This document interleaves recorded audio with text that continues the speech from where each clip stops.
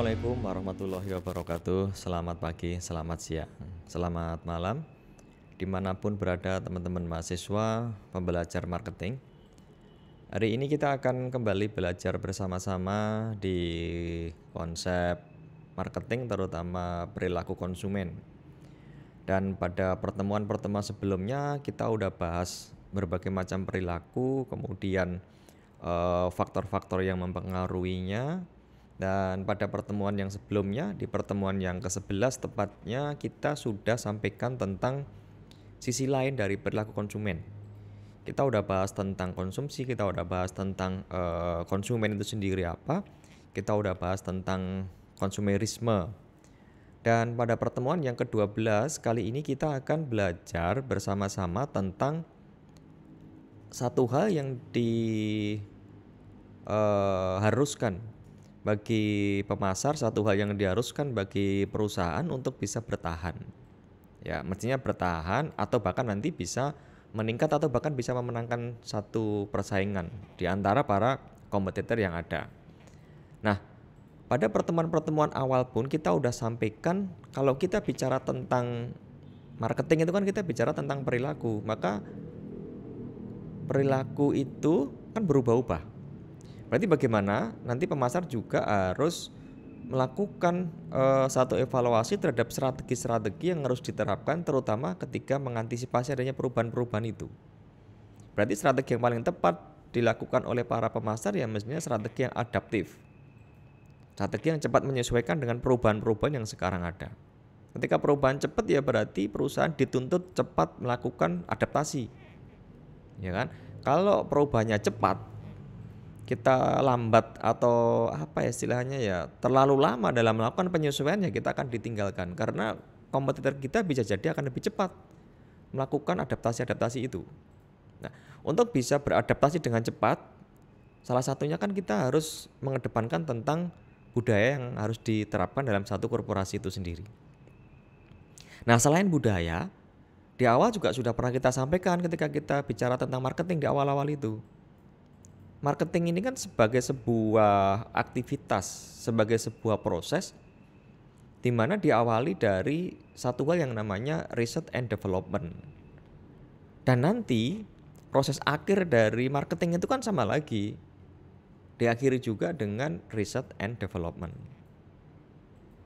Cuma kan ada yang berbeda nih di riset awal sama riset akhir. Riset awal kita bicara tentang bagaimana kita bisa memahami kebutuhan-kebutuhan pelanggan, bagaimana kita bisa mengetahui keinginan-keinginan konsumen. Tapi nanti di riset akhir kita bicara tentang bagaimana kita melakukan evaluasi pasca pembelian. Sehingga nanti akan kita bisa rumuskan strategi-strategi itu. Nah, pada pertemuan ke-12 kali ini kita akan bicara tentang itu. Kita bicara tentang riset.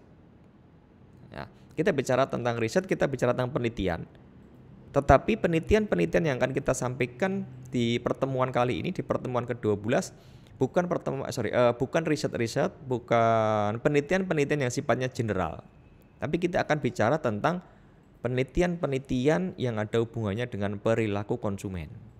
Karena materi kita kan bicara tentang perilaku konsumen.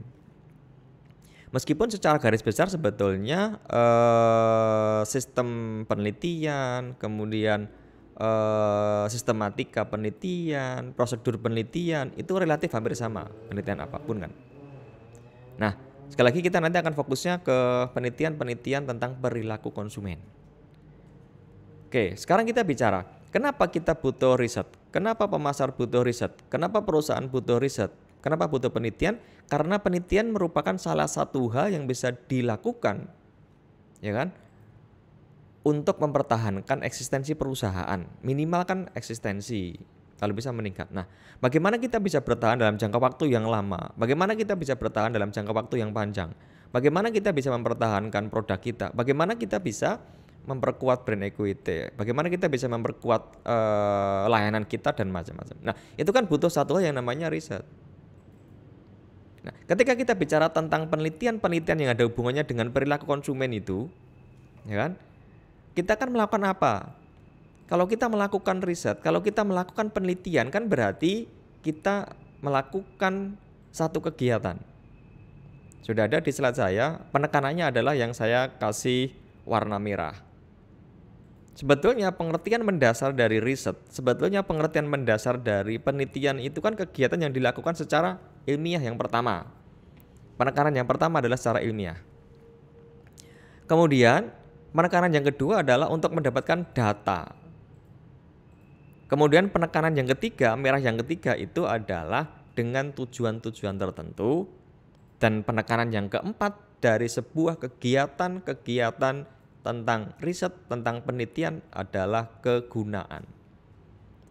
Berarti kalau kita melakukan satu kegiatan tidak memenuhi 1, 2 atau bahkan tidak memenuhi semua unsur-unsur utama dalam riset itu kan berarti itu tidak bisa dikatakan sebagai sebuah riset atau penelitian. Nah, sehingga kalau kita baca secara keseluruhan bahwa riset, bahwa penelitian adalah kegiatan yang dilaksanakan secara ilmiah. Ya kan? Ilmiah itu salah satunya apa nanti? Salah satunya adalah dengan pendekatan-pendekatan dengan dasar-dasar yang rasional. Kemudian kalau kita sudah bisa melakukan secara ilmiah, sebetulnya apa sih yang kita lakukan? Tujuannya yang pertama kan adalah untuk mendapatkan data.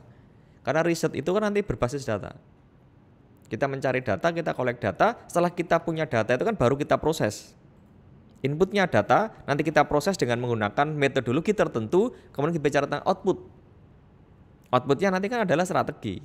Dari hasil penelitian itu, apa yang bisa kita lakukan? Follow up dari hasil riset itu. Nah, setelah kita dapat data, mestinya data itu kan nanti tetap dianalisis dulu kan. Dan data itu harus benar-benar valid, data itu harus benar-benar reliable, nanti akan kita bahas. Kemudian apa? Yang dilakukan itu kan mesti untuk mencapai tujuan tertentu. Kalau kita melakukan sesuatu tapi nggak ada tujuan, ngomongnya riset tapi nggak punya tujuan yang jelas ya berarti tidak riset. Ngapain juga kita mesti melakukan penelitian kalau emang kita tidak punya tujuan yang jelas. Kalau tujuan riset kita terutama dalam perilaku konsumen misalnya, tujuannya adalah untuk mengetahui perubahan perilaku konsumen pada saat pandemi misalkan. Tujuan penelitian misalkan untuk mengukur loyalitas pelanggan merek tertentu misalkan. Tujuan penelitian misalkan untuk mengetahui sikap atau keputusan konsumen di layanan tertentu misalkan. Nah, itu kan mesti punya tujuan. Ya, selain kita punya tujuan, kegiatan yang kita lakukan dengan cara yang ilmiah, dengan berbasis data tadi, mestinya harus juga bermanfaat, harus bisa memberikan kegunaan. Kegunaan kan nanti macam-macam. Bisa kegunaan atau bisa bermanfaat bagi perusahaan yang melakukan riset. Kalau kita bicara tentang riset perilaku konsumen dalam pendekatan akademisi ya bagaimana agar bisa memberikan kontribusi tentang teori-teori perilaku konsumen. Ya. Atau bagi masyarakat secara umum misalkan. Ya kan? Oh, berarti bisa mengetahui ini loh perilaku konsumen saat pandemi, ini perilaku konsumen sebelum pandemi. Nanti bisa kita prediksi ini loh perilaku konsumen post COVID atau setelah COVID misalkan. Ini kalau kita bicara tentang definisi dari riset, definisi dari penelitian. Nah, maka dari 4 kata kunci tadi yang pertama adalah cara ilmiah, ya ilmiah, kemudian data, kemudian yang ketiga tadi adalah punya tujuan, dan yang keempat tadi adalah ada kegunaan. Bisa saya jabarkan seperti ini. Teman-teman bisa sambil perhatikan kan. Tadi yang pertama saya katakan, kegiatan yang dilakukan secara ilmiah. Secara ilmiah itu berarti apa? Secara rasional, empiris, sistematis. Jadi kalau kita melakukan kegiatan-kegiatan dengan cara ilmiah, itu harus didukung dengan cara rasional, sudah saya sebut tadi. Bukan irasional, bukan emosional. Kemudian empiris, ya kan? Bisa diterima oleh siapapun, kemudian sistematis. Ya, sistematis namanya apa ya? Berurutan, ya. Kemudian setelah kita melakukan secara ilmiah tadi dengan rasional, empiris, sistematis, ya, kita memperoleh data. Kita cari data, kita peroleh data. Nah, data itu kan tadi harus valid. Data itu harus reliable. Reliable atau bahasa gampangannya adalah keacekan. Acek data itu kan. Kemudian tujuan, harus punya tujuan. Nah, tujuan itu sudah saya sebut tadi, apakah nanti tujuannya adalah untuk penemuan ataukah pembuktian? Ya kan? Misalnya kalau kita bicara tentang tujuan penelitian yang pembuktian adalah pembuktian dari sebuah hipotesis misalkan. Atau pengembangan teori, pengembangan strategi, pengembangan formula yang lainnya yang ada hubungannya dengan perilaku konsumen. Kemudian kegunaannya apa? Kegunaannya misalkan untuk memahami apa-apa. Untuk memecahkan permasalahan. Ya. Untuk memecahkan permasalahan yang sekarang ada misalkan. Kemudian juga untuk mengantisipasi ketika nanti ada kemampuan bayar yang semakin rendah, kemampuan bayar yang semakin berkurang. Nah, apa yang bisa kita lakukan? Ini kegunaan dari riset. Nah, mestinya karena kita bicara adalah riset dalam perilaku konsumen, ya mestinya bagaimana kita melakukan kegiatan dengan cara-cara yang ilmiah untuk mendapatkan data, kemudian juga harus didukung dengan tujuan dan memiliki manfaat, memiliki kegunaan, terutama dalam bidang perilaku konsumen. Sekali lagi penekanannya adalah dalam bidang perilaku konsumen. Nah, kalau kita sudah bisa memahami tentang konsep ini, maka kita akan lanjut membahas tentang penelitian-penelitian yang harus dilakukan itu mestinya seperti apa. Kalau kita mau merancang sebuah penelitian itu apa yang perlu kita persiapkan. Nah, kalau kita mau merancang sebuah penelitian, maka yang harus kita persiapkan yang pertama kita harus mampu menemukan adanya permasalahan. Ini yang pertama. Ada nggak permasalahan yang ingin kita teliti? Dan apakah masalah itu butuh satu solusi yang harus dipecahkan, ya kan? Yang pertama tadi adalah masalah. Nah, kemudian ketika kita udah bisa menemukan masalah, nanti kan kita bahas bagaimana cara menemukan masalah. Kita mesti tentukan variabel. Variabel apa sih yang harus kita gunakan? Variabel apa sih yang harus kita masukkan ke dalam formula penelitian kita? Sehingga dengan bantuan variabel-variabel itu akan mampu mengurai permasalahan dan akan mampu memberikan solusi atas permasalahan itu. Ya. Nah, setelah kita nanti bisa menemukan permasalahan, kemudian kita bisa melengkapinya dengan variabel-variabel. Kemudian nanti kita baru tentukan kerangka pemikiran atau ada yang disebut dengan paradigma penelitian. Bagaimana hubungan antar variabel? Ya kan? Salah satunya misalkan bagaimana hubungan kausalitas antar variabel itu. Nah, ini 3 hal yang perlu kita siapkan kalau kita akan memulai sebuah riset. Kalau kita akan memulai sebuah penelitian. Bagi teman-teman mahasiswa ketika mau mengerjakan tugas akhir terutama, ya kan? Sama 3 hal ini harus kita perlukan pertama kali, harus kita persiapkan pertama kali. Bukan mencari judul, tapi kita harus menemukan dulu permasalahannya apa.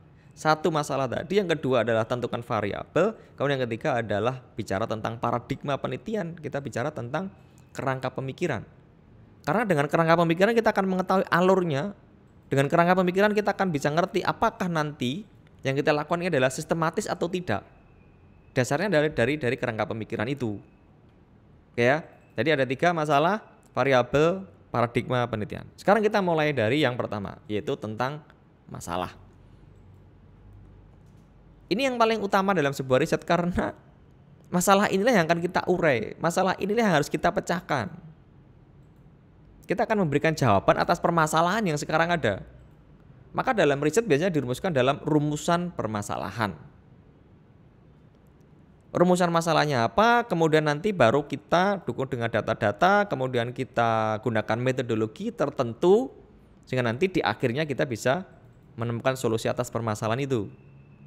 Nah, kalau kita bicara tentang rumusan masalah tadi kan, rumusan masalah itu yang pertama fokus kita di sini. Ya. Kita akan fokus ke masalah dan bagaimana cara pemecahannya. Ya, kemudian yang kedua, kita juga harus perhatikan nanti sumber-sumber permasalahannya itu dari mana. Ya kan? Sumber permasalahannya dari mana? Nanti akan kita bahas ya di sini kan. Bagaimana kita bisa menemukan sumber-sumber permasalahan yang akan kita cari solusinya. Kemudian rumusan masalah yang ketiga yang perlu kita perhatikan itu adalah jelas dan objektif. Ya, jelas itu apa nanti akan kita bahas. Dan yang keempat adalah bentuk-bentuk permasalahan. 1, 2, 3, 4 masalah dan cara penyelesaiannya, masalah dan cara pemecahannya Yang kedua adalah sumber masalah dari mana. Yang ketiga adalah jelas dan objektif. Yang keempat adalah bentuk permasalahannya seperti apa. Ini ketika kita akan merumuskan permasalahan dalam sebuah penelitian. Oke, kita lanjut sekarang mulai dari sini. Nah, pertama kan kita mesti ngerti ya kan sumber-sumber permasalahan dari mana. Kalau dalam riset ada 1, 2, 3 hal yang bisa kita gunakan untuk mencari sumber dari permasalahan itu. Yang pertama dari mana?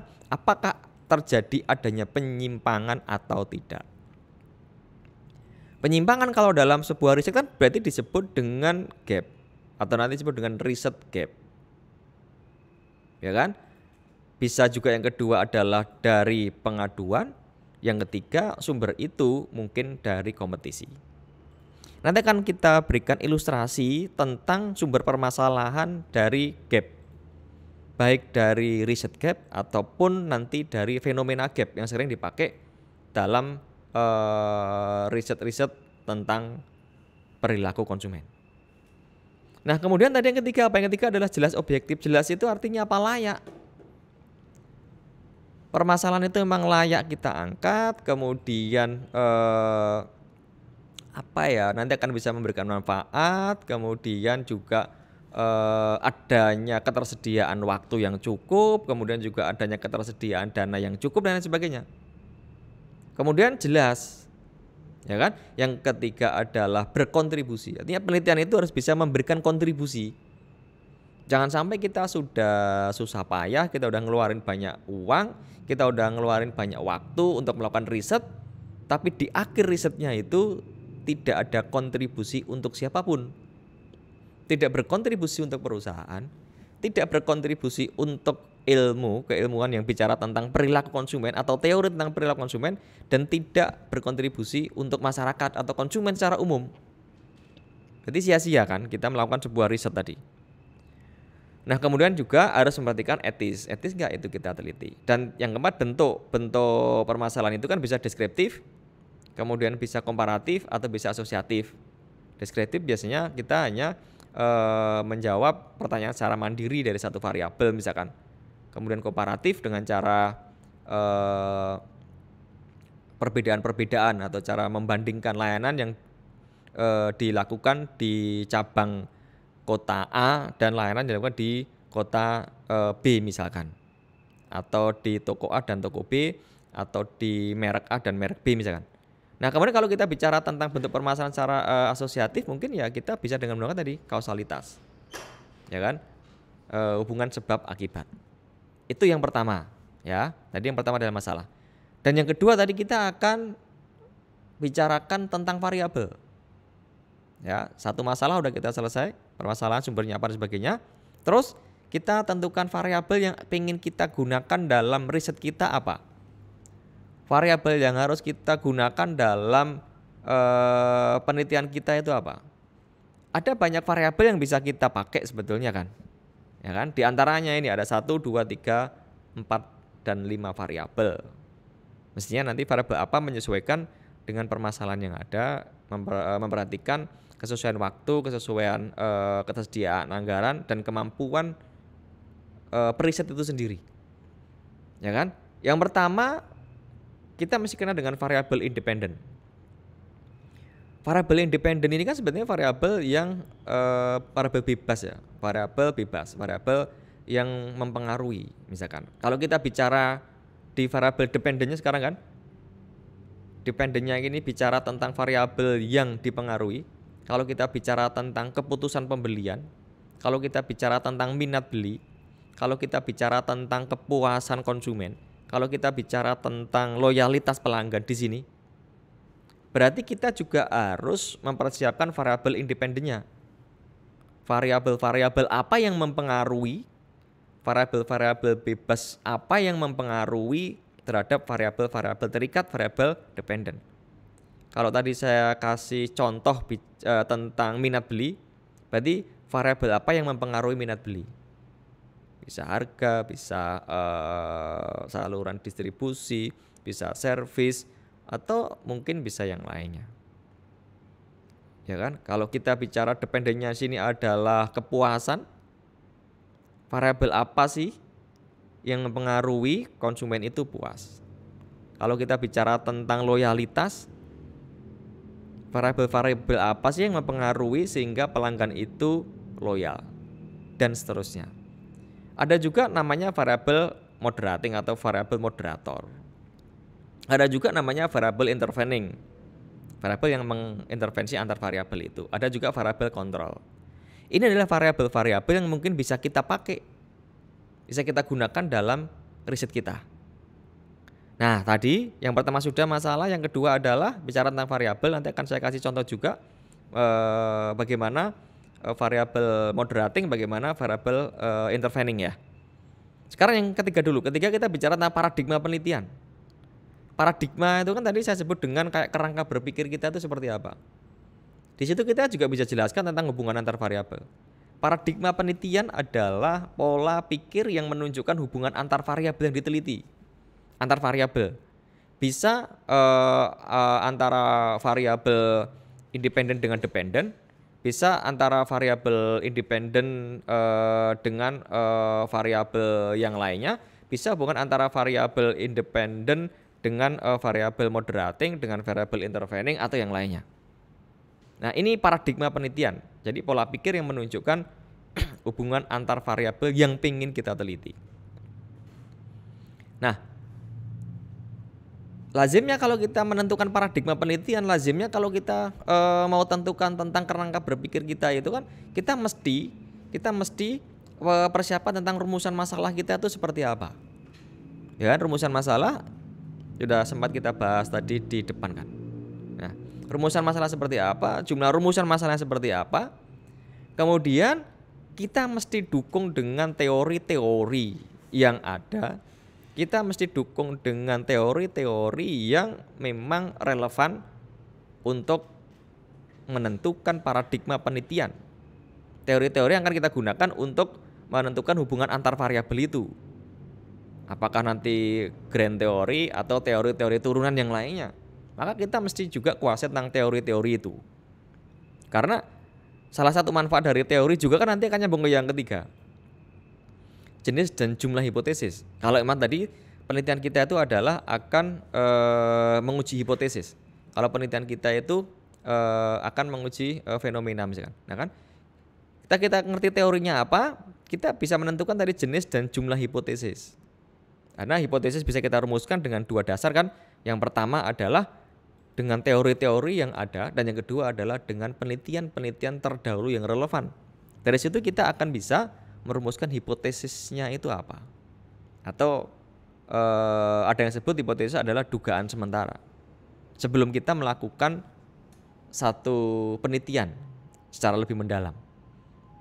Nah, kemudian setelah kita bisa menentukan jenis dan jumlah hipotesis, maka baru kita tentukan teknik analisis secara statistik misalkan. Kita bicara tentang metodologi penelitiannya seperti apa.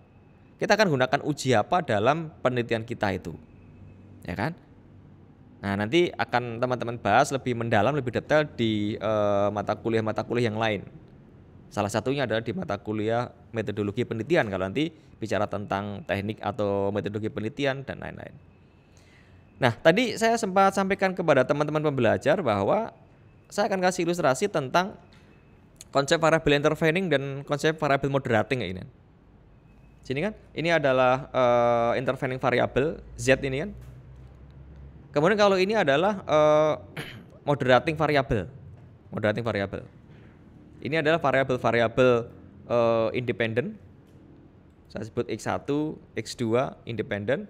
Kemudian Z-nya adalah variabel dependen. X di sini adalah variabel independen, Z-nya adalah dependen. Z di sini adalah variabel moderating. Z di sini adalah variabel intervening. Kalau dari ilustrasi ini, ya kan, kita bisa ngambil contoh judulnya, misalkan bagaimana pengaruh X1 sini kan, dan pengaruh X2 terhadap Z, terhadap variabel Z, variabel dependen sebagai variabel intervening.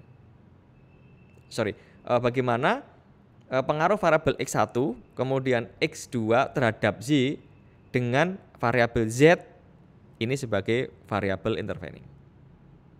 Ya, atau yang lainnya pengaruh X1, pengaruh X2 terhadap Y yang dimediasi oleh variabel Z.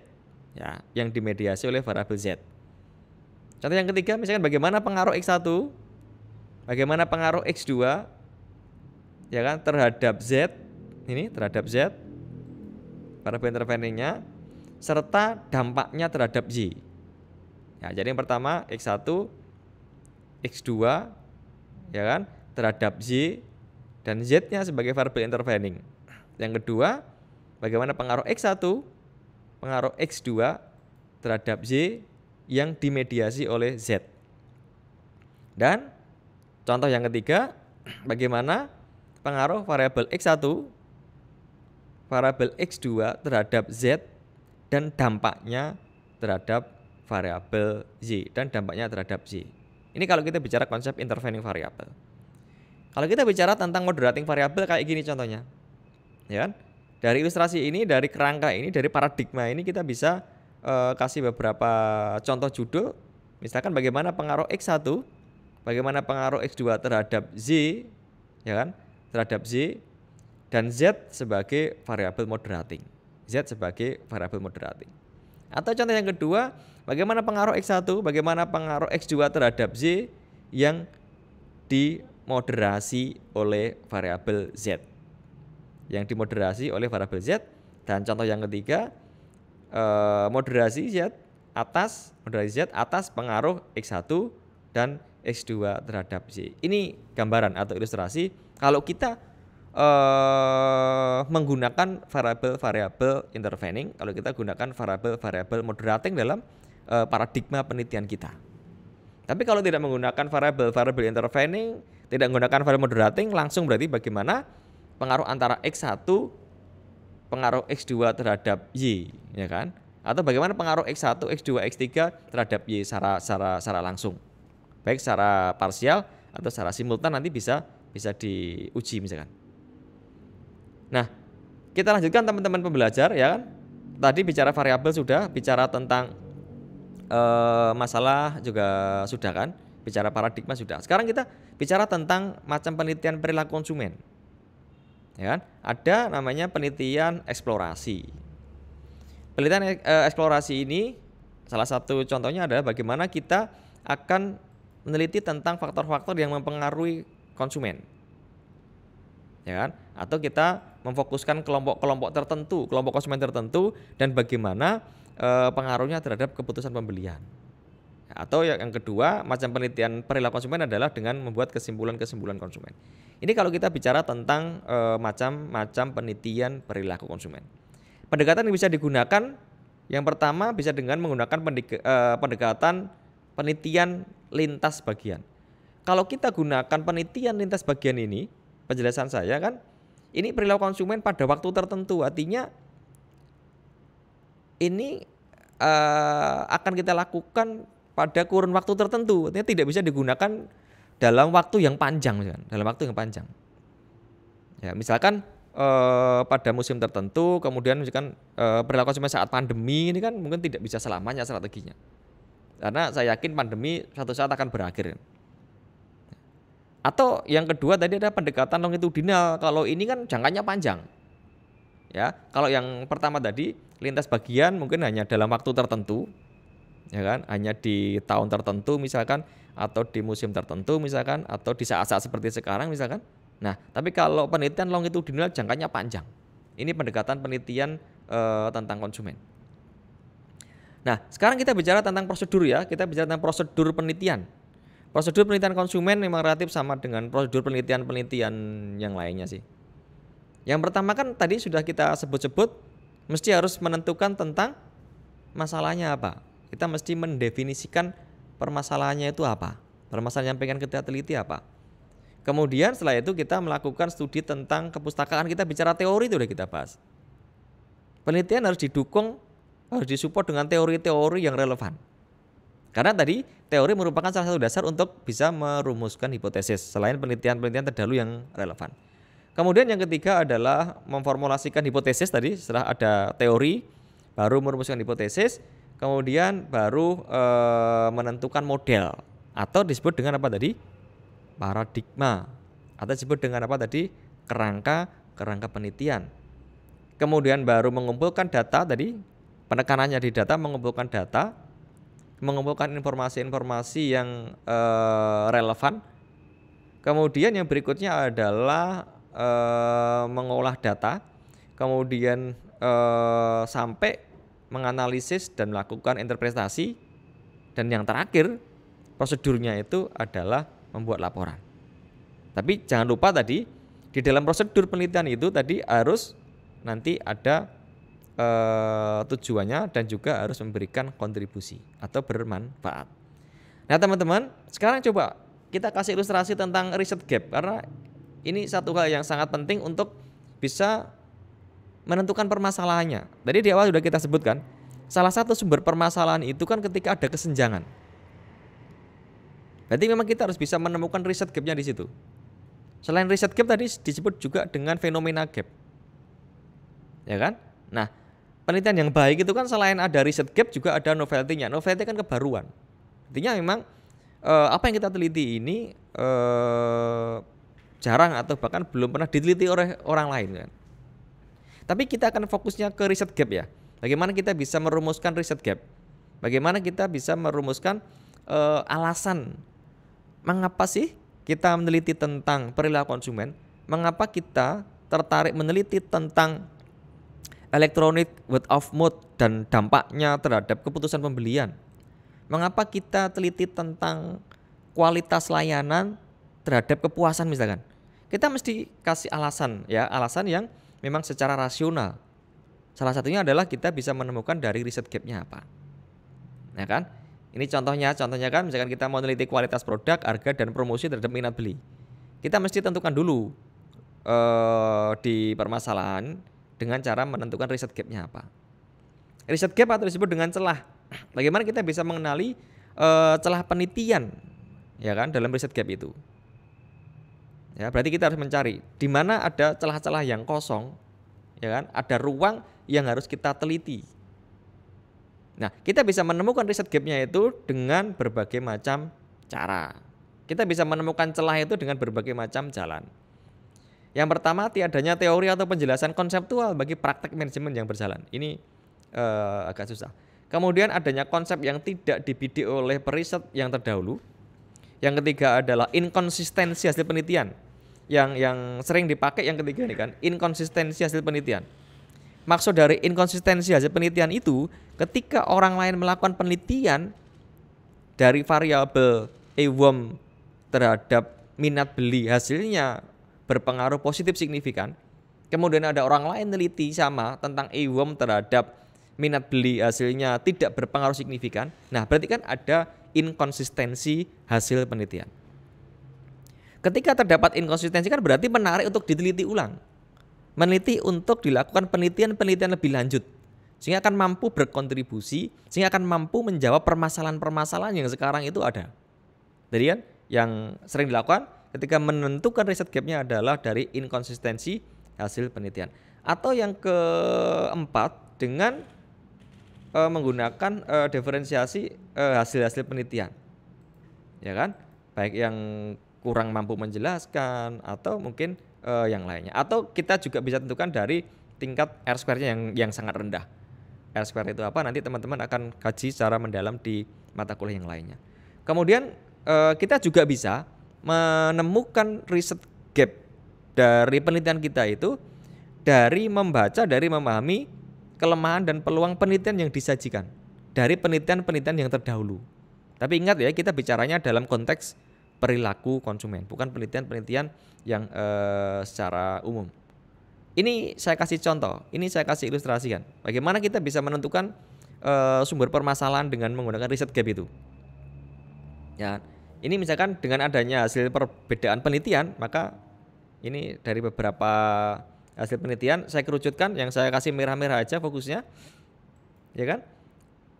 Memberikan kesimpulan yang berbeda-beda. Artinya penelitian si A, penelitiannya si B, penelitian Matsuno, kemudian penelitiannya Ghosh, penelitiannya Smith, penelitiannya Hans, penelitiannya Jarowski, misalkan penelitiannya Kohli kan, ini memberikan hasil yang berbeda-beda, memberikan kesimpulan yang berbeda-beda. Nah, ketika memang hasilnya berbeda, ketika kesimpulannya berbeda, maka perlu dilakukan penelitian lanjutan. untuk menjelaskan hubungan kausalitas antara variabel X1, X2 terhadap Y dan seterusnya. Ini contoh. Ya, contoh kalau kita akan menentukan riset gapnya seperti apa. Ini kan adanya perbedaan. Misalkan bicara orientasi pasar terhadap kinerja. Ya kan? Hasilnya adalah berpengaruh positif signifikan. Tapi ada yang lain teliti, orientasi pasar terhadap kinerja itu tidak berpengaruh signifikan. Ya, atau ketika kita sudah bisa menemukan penelitiannya si A, penelitiannya si B, kemudian hasilnya tidak konsisten atau inkonsistensi, itu berarti kita harus memberikan solusi. Bagaimana kita bisa melakukan modified? Bagaimana kita bisa memodifikasi variabel? Apa sih kira-kira yang menyebabkan kok penelitiannya si A, kok penelitiannya si B dengan variabel yang sama, kok tidak konsisten? Maka mungkin kita akan menambahkan satu variabel di paradigma penelitiannya tentang turbulensi pasar misalkan. Tadi kan pasar berubah. Karena perbedaan pasar, karena perubahan-perubahan ini akan mempengaruhi terhadap kinerja organisasi. Misalkan seperti itu. Kemudian yang berikutnya misalkan ini adanya keterbatasan penelitian yang sebelumnya. Biasanya di kesimpulan penelitian yang terdahulu itu kan, misalkan contoh ini satu penelitian di Thailand, salah satu objeknya. Ini dilakukan karena apa? Pada saat itu Thailand sedang krisis ekonomi. Nah, maka disarankan penelitian berikutnya itu mungkin akan melakukan penelitian pada kondisi yang perekonomiannya normal, karena nanti akan mempengaruhi ke hasil akhirnya, nih kan? Dan bisa menambahkan satu variabel yang namanya variabel kondisi ekonomi. Nah, ini kan berarti kan modified variabel di sini kan. Di sini kita akan bisa menemukan novelty-nya di sini. Nah, ini teman-teman beberapa gambaran tentang penelitian dalam perilaku konsumen, kemudian prosedurnya mulai dari merumuskan masalah dan cara pemecahannya sampai ke bagaimana riset, bagaimana penelitian itu bisa bermanfaat, ya kan, bisa berguna, bisa berkontribusi untuk pengembangan teori-teori tentang perilaku konsumen dan juga mungkin bisa berkontribusi untuk pemasar dalam menentukan, dalam meng-create strategi pemasaran. Dan berikut beberapa contoh variabel-variabel, ada variabel intervening juga di situ ya, ada variabel moderating, dan bagaimana juga sudah saya kasih contoh ilustrasi bagaimana kita bisa merumuskan permasalahan dengan sumber-sumber adanya riset gap ya, atau nanti mungkin juga dengan fenomena gap teman-teman bisa tambahkan sendiri, atau nanti kita akan belajar lagi di mata kuliah yang lain. Ini yang bisa saya sampaikan teman-teman pembelajar, terutama pembelajar marketing dan perilaku konsumen di pertemuan yang ke-12 ya. Pertemuan ke-12 membahas tentang penelitian perilaku konsumen. Mudah-mudahan bermanfaat, dan bagi teman-teman yang ingin berdiskusi tentang materi ini atau materi sebelumnya, silakan ayo kita diskusi bareng-bareng di LMS, kita tunggu, dan mudah-mudahan apa yang saya sampaikan bisa bermanfaat. Demikian yang bisa saya sampaikan. Terima kasih atas perhatiannya. Mohon maaf atas segala kesalahan dan kekurangan. Saya akhiri. Assalamualaikum warahmatullahi wabarakatuh.